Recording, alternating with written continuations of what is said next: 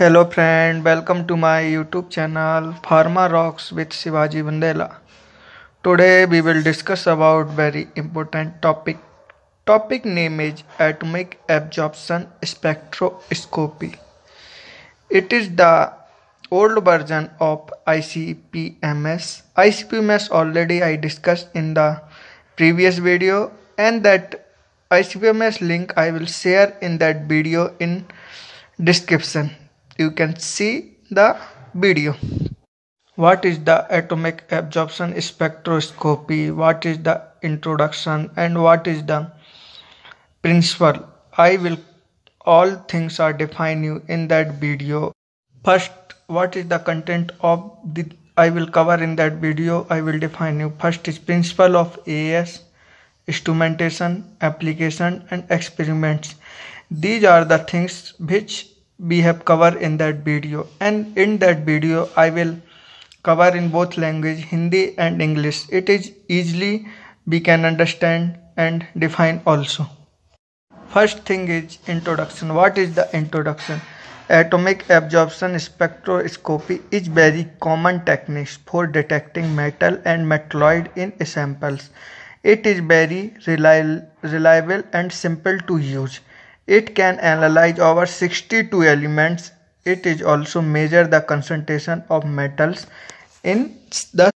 इसके इंट्रोडक्शन में बताया गया है एक वेरी सिंपल टेक्निक है जिसमें हम मेटल्स डिटेक्ट और मेटलॉइड्स को डिटेक्ट करते हैं। ये बहुत ही सिंपल और रिलायबल टेक्निक्स है। इसमें हम 62 एलिमेंट्स का आइडेंटिफिकेशन करते हैं और इसमें हम जो सैंपल में प्रेजेंट होती है कंसंट्रेशन मेटल्स की उसे आइडेंटिफाई करते हैं और मेजर करते हैं। जो हमें लिमिट दी है उसके अंदर इसे देखते हैं। Next, what is the history of that AAS, atomic absorption spectroscopy?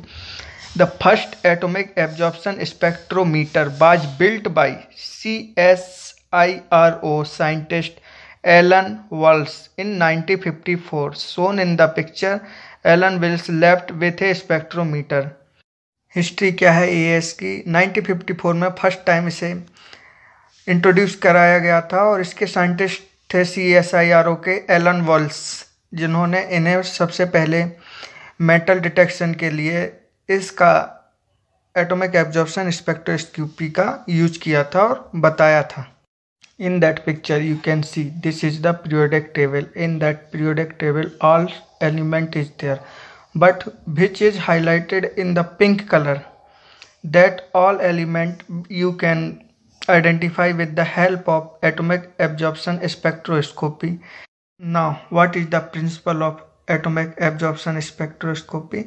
The technique use basically the principle that free atoms gas generated in an atomizer can absorb radiation at a specific frequency. Atomic absorption spectroscopy quantifies the absorption of ground state atoms in the gaseous state. The atom absorb ultraviolet or visible light and make transition to higher electronic energy levels. The analyte of concentration is determined from the amount of absorption. AAS का principal depend करता है एक energy पर। जब हम किसी atoms को energy देते हैं वो ग्राउंड स्टेट से गैस स्टेट में आ जाता है या नॉर्मल स्टेट से एक्साइटेड स्टेट में चला जाता है, और जितनी एनर्जी या रेडिएशन वो एब्जॉर्ब करता है उसे हम AAS के थ्रू डिटेक्ट करते हैं। Next is concentration measurements are usually determined from a working curve after calibration the instrument with a standard of non-concentration. Atomic absorption is a very common technique for detecting metals and metalloids in environment sample. AAS एक very simple ही technique है जिसकी हम help से metals और metalloids को detect कर सकते हैं जो हमारे सैंपल में प्रेजेंट हैं, और उसकी एक कंसंट्रेशन होती है, एक लिमिट होती है जिसके थ्रू हम आइडेंटिफाई करते हैं कि जो हमारे सैंपल में मेटल्स या मेटलॉइड्स हैं वो विद इन द लिमिट आ रहे हैं या नहीं। Next is coming theory. What is the theory? You can call this one is theory या instrumentation. When in instrumentation what is the part? AAS part is first is hollow cathode lamp. It is the heart of that AAS. Second is nebulizer, next is atomizer, next is monochromator, and another is detector. These are the part of that AAS.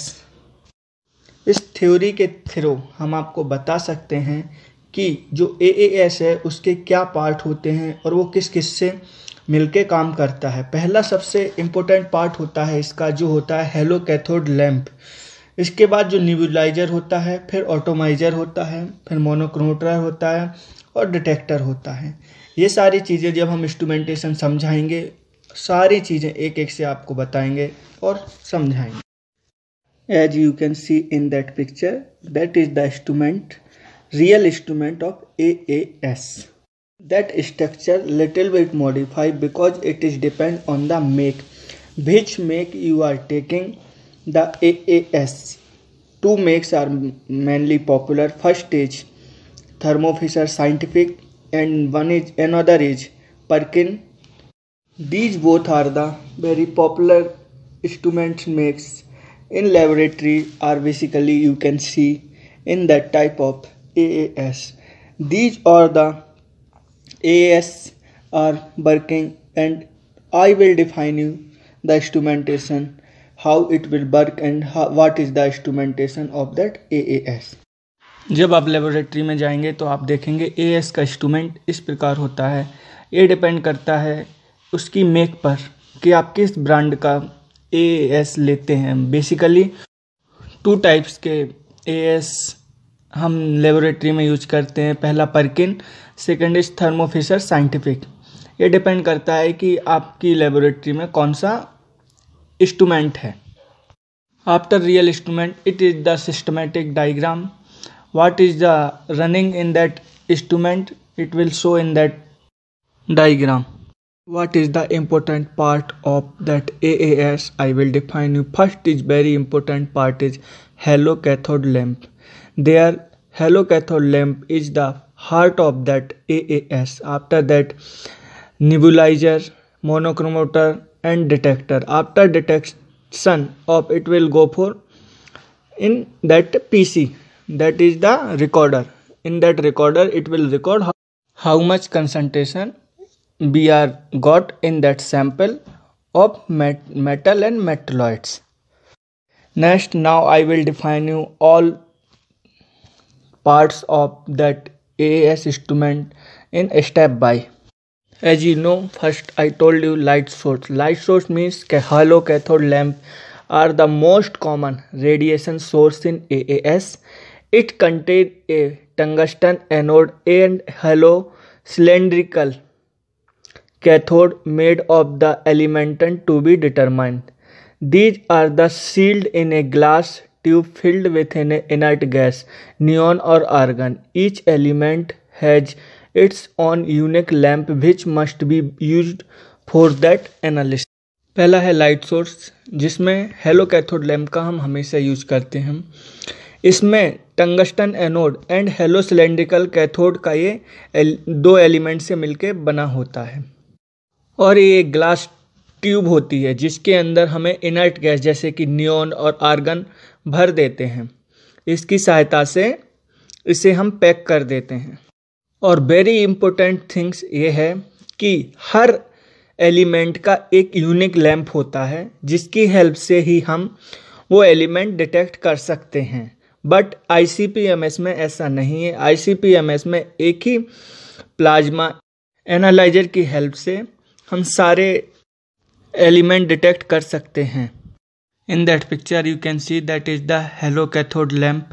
In that lamp I already told you in that definition it is contains A tungsten anode and a halo cylindrical cathode. In that one quartz window is there in that pyroxy body. After that anode and cathode 2 tungsten is there. With the help of that tungsten we will provide the light source. जैसे कि आप देख सकते हैं यहाँ पे hello cathode lamp है जो कि एक क्वार्ट्ज विंडो का बना होता है। इसकी बॉडी जो होती है वो पायरेक्स की होती है। इसमें 2 टंगस्टन होते हैं जो हमने आपको डेफिनेशन में बताया था, वो एनोड और कैथोड की होते हैं। इसकी हेल्प से ही हमें, क्योंकि इसके अंदर जो इनर्ट गैस भरी होती है उसी से हमें लाइट सोर्स प्राप्त होता है। नेक्स्ट इज ए नेबुलाइजर सक up a liquid sample at A control rate, create a fine aerosol spray for introduction into flame, mix the aerosol and fuel and oxidation thoroughly A introduction into flame. जो हमने systematic diagram बताया था उसमें nebuliser का काम क्या होता है, जब हम अपना सैंपल लिक्विड फॉर्म में रहते हैं तो उसे हम एक प्लास्टिक रॉड के थ्रू ये नेबुलाइजर सक करता है कंट्रोल रेट के साथ में, और ये सक करने के बाद उन्हें एरोसॉल स्प्रे के साथ कन्वर्ट कर देता है, और aerosol plus fuel plus oxidant मिलकर ये फ्लेम को इंट्रोड्यूस करते हैं, उन पर स्प्रे करते हैं। Next point is atomizer element to be analyse need to be in atomic state. Atomization is a separation of particles into individual molecules and breaking molecules into atoms. This is done by exposing the analyte to high temperature in a flame or graphite furnace. Atomiser क्या है? जो भी element है उससे हमें analyse करने की आवश्यकता है एक एटॉमिक स्टेट में। एटॉमिक स्टेट मीन्स एटोमाइजेशन कैसे होता है? एटोमाइजेशन जो हमारा पार्टिकल होता है वो मॉलिक्यूल को ब्रेक कर देता है, मॉलिक्यूल ब्रेक होके एटम्स में कन्वर्ट हो जाता है। एटम्स को हम एक्सपोज करते हैं और हाई टेम्परेचर के साथ जो फ्लेम होता है या ग्रेफाइट फर्नेस होता है उसके साथ। तो ये भी atomizer also is divided into two parts. Atomizers are also divided into two part atomizer, flame atomizers and graphite tube atomizers. First is flame atomizer. To create flame we need to mix an oxidant gas and a fuel gas. In most of the case air and acetylene gas we are using in that flame atomization. Flame or nitrous oxide acetylene flame is used. Liquid or dissolved sample are typically used with flame atomiser. हमें flame create करने के लिए एक oxidant gas and एक fuel gas की आवश्यकता होती है, जिसमें हम मोस्ट कॉमन क्या करते हैं, एयर जो हवा होती है उससे, और एसिटिलीन को हम यूज करते हैं। जब हमें लिक्विड और डिजॉल्व सैंपल को एनालिसिस करना होता है तो हम बेसिकली इन्हीं दो गैसों का यूज करते हैं, air and acetylene. Graphite tube atomiser. With the help of graphite tube atomizer, use a graphite coated furnace to vaporize the sample.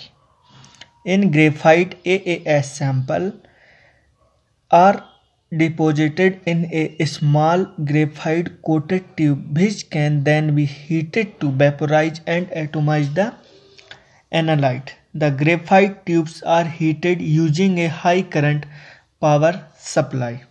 Next है ग्रेफाइट ट्यूब एटोमाइजर।